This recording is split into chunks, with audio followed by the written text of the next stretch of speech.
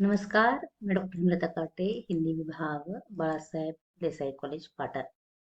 पुनश्च आपके सामने उपस्थित हुई हूँ एक नई कविता लेकर, जिसका नाम है काटे कम से कम मत बो। इसके कवि है रामेश्वर शुक्ल अंचल।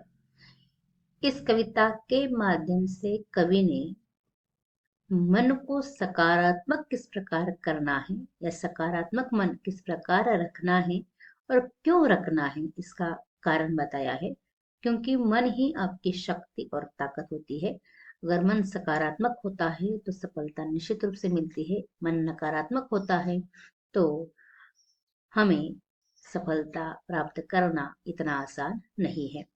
यह काटे जो शब्द है वह मन को नकारात्मक बनाने का प्रतीक है। काटे यानी द्वेष, कांटे यानी बुरे विचार, कटुता, दूसरे के प्रति तिरस्कार, मोह, ममता या नकारात्मक विचार हम कहेंगे काटे। ये हमें नहीं बोने हैं मन में, तो हमें फूल बोने हैं। किस प्रकार देखते हैं। काटे कम से कम मत बो। पहले हम एक कविता देख लेंगे। अंसल जी के जो शब्द है, रामेश्वर शुक्ल अंसल जी के जो शब्द है, वह शब्द हम देख लेंगे। बाद में उस कविता का हम अर्थ आसान भाषा शैली में को समझाएंगे। काटे कम से कम मत बो, रामेश्वर शुक्ल अंसल की यह कविता है। देखिए शब्द, यदि फूल नहीं बो सकते तो कांटे कम से कम मत बो। है अगम चेतना की घाटी, कमजोर बड़ा मानव का मन, ममता की शीतल छाया में होता कटुता का स्वयं शमन। ज्वालाएं जब घुल जाती है, खुल खुल जाते हैं मूंदे नयन, होकर निर्मलता में प्रशांत बहता प्राणों का शुद्ध पवन। संकट में यदि मुस्कान सको, भय से कातर हो मत रो, यदि फूल नहीं बो सकते तो काटे कम से कम मत बो। हर सपने पर विश्वास करो, लो लगा चांदनी का चंदन, मत याद करो, मत सोचो, ज्वाला में कैसे बीता जीवन। इस दुनिया की है रीत यही, सहजता है तन, बहता है मन, सुख की अभिमानी मदिरा में तो जाग सका वह चेतन।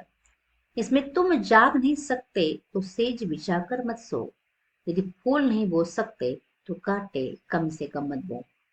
पग पग पर शोर मचाने से मन में संकल्प नहीं जगता, अनसुना अनचिन्ना करने से संकट का वेग नहीं थमता। संशय के सूक्ष्म कुहासों में विश्वास नहीं क्षण भर रमता, बादलों के घेरों में भी तो जय घोष न मारुत का थमता। यही यदि बढ़ न सको विश्वासों पर, सांसों के मुर्दे मत डो, यदि फूल नहीं बो सकते तो काटे कम से कम मत बो। इस प्रकार देखिए इस कविता का आशय, कविता के शब्द आपके समझ में आ गए होंगे। देखते हैं कविता के इन 3 स्टांजा है, उसमें कवि क्या कहना चाहता है। देखते हैं कविता का आशय आसान भाषा शैली में। काटे कम से कम मत बो, जैसे ऊपर कहा, रामेश्वर शुक्ल अंचल लिखित कविता है। प्रस्तुत कविता के माध्यम से कवि यह कहना चाहता है कि मनुष्य जीवन की सच्ची शक्ति और मार्गदर्शन कौन है? मन है। उसका मार्गदर्शक मन है। यदि मन को शुद्ध, सकारात्मक और स्थिर रखा जाए तो व्यक्ति जीवन में सफलता, शांति और संतोष पा सकता है। मनुष्य के जीवन का लक्ष्य या उद्देश्य ही है सुख शांति प्राप्त करना। और ये प्राप्त करनी है तो मन को आपको सकारात्मक और स्थिर रखना है, शुद्ध रखना है। जीवन का सुख और दुख इसी पर आधारित है। आपको सुख प्राप्त करना है या दुख प्राप्त करना है, इसका सच्चा मार्गदर्शक मन ही है। सकारात्मक मन रखने वाला व्यक्ति कठिनाइयों में भी साहस दिखाता है। नकारात्मक मन वाला व्यक्ति छोटे संकट में भी हारेगा। इसीलिए प्रस्तुत कविता के माध्यम से कवि ने यह बताने का प्रयास किया है कि मन में काटे मत बो। यहाँ काटे द्वेष, कटुता, बुरे विचार, छल, कपट आदि नकारात्मक भावनाओं के प्रतीक है। जीवन में ऐसे नकारात्मक और दुख के बीज बोने से बचो, क्योंकि वह अंततः खुद आपको ही चुभते हैं। अगर मन में नकारात्मक भाव होंगे, इसके कारण नुकसान हमारा ही होने वाला है, इसका मतलब ये हमें ही चूकते हैं, ये बताने का प्रयास इस कविता के माध्यम से कवि ने किया है। अर्थात ऐसे नकारात्मक भावनाओं से आपको ही कष्ट होता है, इसीलिए जीवन को सकारात्मकता, सहजता सहजता और ममता से जीना चाहिए। वह किस प्रकार, इसे ही प्रस्तुत कविता में चित्रित किया है। अर्थात सकारात्मक मन का महत्व इस कविता के माध्यम से कवि ने हमें समझाने का प्रयास किया है। इसका मतलब मन में कांटे कम से कम मत बो। अगर मन में कांटे नहीं होंगे तो मन हमारा सकारात्मक ही रह सकता है। किस प्रकार, देखते हैं इस कविता का आशय। कवि कहना चाहता है कि पहली पंक्ति में जो हमने देखी है, पहली पंक्तियां, कवि कहना चाहता है कि मानव मन बहुत कमजोर है, जबकि चेतना अथाह और अगम्य है। हमारा मन कमजोर है लेकिन हमारी चेतना अथांग है और अगम्य है, उसका गम्य हमें समझ में नहीं आता। इसलिए मन को सुदृढ़ बनाने के लिए हमें जीवन में ममता, निर्मलता, प्रेम का सहारा लेना चाहिए, क्योंकि ममता की छाया में ही कटुता अपने आप समाप्त हो जाती है। इसलिए मन को कैसे बनाना है? प्रेम में बनाना है, कटुता अपने आप समाप्त हो जाती है। जब मन की ज्वालाएं यानी क्रोध, ईर्ष्या, द्वेष पिघल जाती है, तब अज्ञान से बंद आंखें भी खुल जाती है। यानी हमारे मन में जो ज्वालाएं हैं, द्वेष, कटुता, ईर्ष्या, अगर पिघल जाती है तो हमारी अज्ञान की आंखें भी खुल जाती है, आंतरिक शांति प्राप्त होती है। निर्मलता और शांति में डूबकर मनुष्य का व्याकुल जीवन सहज और शांत हो जाता है। संकट के समय हमें घबराकर रोना नहीं चाहिए, बल्कि धैर्य और साहस बनाए रखना चाहिए। अर्थात कवि ये कहना चाहता है कि अगर आपके मन में धैर्य और साहस है संकट के समय, तो आप कुछ भी कार्य कर सकते हैं, घबराना नहीं चाहिए। अंत में कवि एक गहरी शिक्षा देते हुए कहता है कि यदि तुम जीवन में फूल यानी सद्भावना, प्रेम, अच्छाई नहीं बो सकते, तो कम से कम कांटे अर्थात द्वेष, कटुता, दुख को मत बो, जिससे आपको ही कष्ट होने वाला है। अगर मन को सकारात्मक रखना है, नकारात्मकता से दूर ले जाना है, तो हमें हमारा मन अच्छाई से, प्रेम से, सद्भावना से ने दूसरों के प्रति अच्छी भावनाओं से हमें भर कर रखना है, न कि द्वेष, कटुता और दुख से भरकर रखना है, क्योंकि यह भावनाएं आगे जाकर हमें ही कष्ट देने वाली होती है। इसका एहसास कवि ने दिया है। कवि आगे कहता है कि जीवन में हर सपने पर विश्वास करना चाहिए। ये सकारात्मक होना है। जो आप सपना देखते हैं उस प्रत्येक सपने पर आपको विश्वास करना है, क्योंकि जीवन आशा और विश्वास से ही चलता है। अगर आपके मन में आशा है, विश्वास है, तो आप कौन सा भी कार्य आसानी से कर सकते हैं। जैसे चांदनी की ठंडी रोशनी शांति देती है, वैसे ही उम्मीद का चंदन मन को ठंडक देता है। उम्मीद का चंदन, ये चंदन जिस जिस प्रकार शीतल होता है, उसी प्रकार मन को शीतलता अगर आपको चाहिए तो उम्मीद पर कायम रखिए, उम्मीद पर विश्वास रखिए। बीते हुए दुखों को याद करके जीवन नहीं काटना चाहिए। दुख तो प्रत्येक के जीवन में है, जो बीत गया है उसे बार बार घर अपरटते रहेंगे, दुख आपको ही मिलने वाला है। इसलिए बीते हुए दुखों को याद करके जीवन नहीं काटना चाहिए।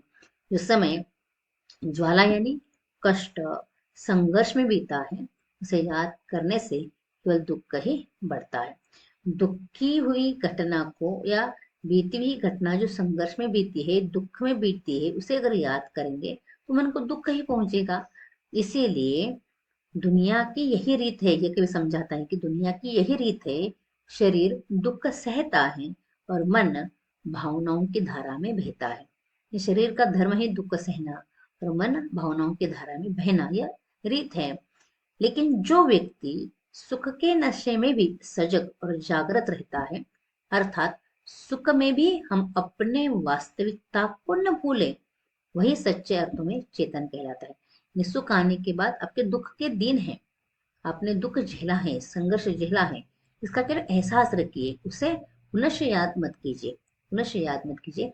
आपने जो दुख झेला है वो दुख अगर दूसरे के सामने उसी प्रकार का दुख है तो उसकी भावना को समझने का प्रयास कीजिए।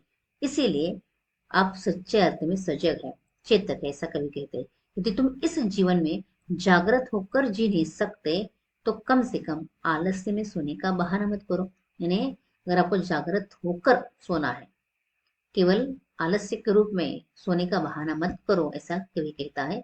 यदि फूल नहीं बो सकते या क्षमता आप नहीं रखते तो कम से कम कांटे मत बो, ये संदेश कवि देता है।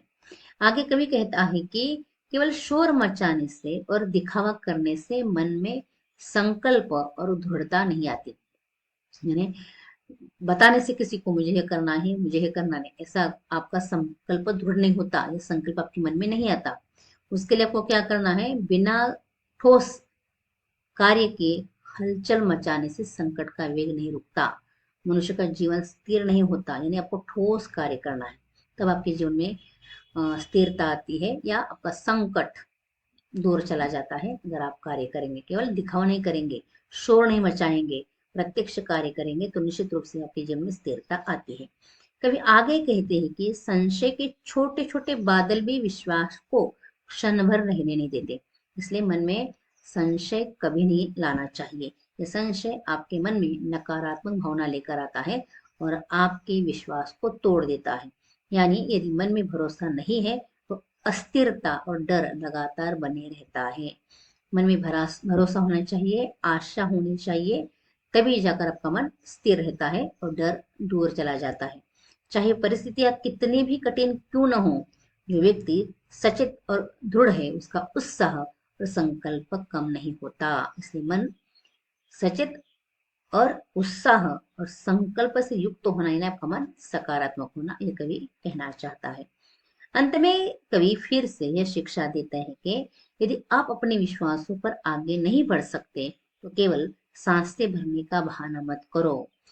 आपको अपने विश्वासों पर आगे बढ़ना है, केवल मैं कर रहा हूं ये बहाना नहीं करना।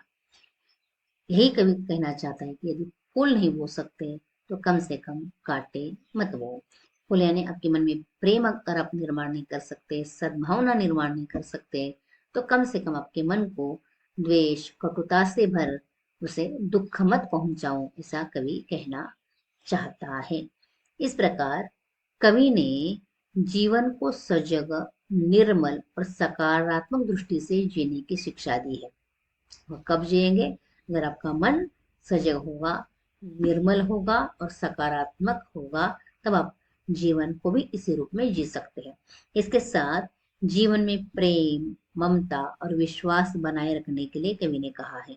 संकट और कठिनाइयों में धैर्य और साहस बनाए रखने के लिए कहा है, जिसके लिए आपके मन में ही क्या होना चाहिए, विश्वास होना चाहिए, संशय की रेखा नहीं होनी चाहिए। दिखावे और शोर से जीवन नहीं सुधरता, कर्म और संकल्प से सुधरता है, इसका भी एहसास कवि ने दिया है। केवल दिखावा करेंगे तो जीवन कभी नहीं सुधरेगा। अगर आप कर्म करेंगे तो आपका जीवन निश्चित रूप से सुधर सकता है, यह भी संदेश कवि ने दिया है। इसके यदि अच्छा ही नहीं कर सकते तो कम से कम बुराई मत फैलाइए, जिसके लिए मन की कटुता और क्रोध को मिटाइए। अर्थात अगर आपको अच्छा कर्म करना है, जीवन अच्छा जीना है, सकारात्मक जीवन जीना है, इसीलिए अब अच्छा ही नहीं कर सकते तो कम से कम बुराई मत करो, किसी के बारे में बुरा मत सोचो, क्योंकि मन की कटुता और क्रोध हमेशा हमारे मन को नकारात्मक बनाते हैं और हमें दुख ही देते हैं। इसीलिए कवि ने मन की कटुता को और क्रोध को मिटाने के लिए कहा है और यही संदेश दिया है कि फूल नहीं बो सकते तो कांटे कम से कम मत बो। अर्थात द्वेष को, कटुता को मन में मत लाओ और मन को सकारात्मक रखो।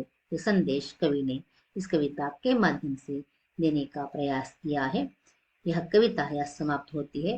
अगर आपको पसंद आई है तो मेरे इस हिंदी ज्ञान मंच चैनल को लाइक करें, शेयर करें, सब्सक्राइब करें और इस कविता को पसंद करें।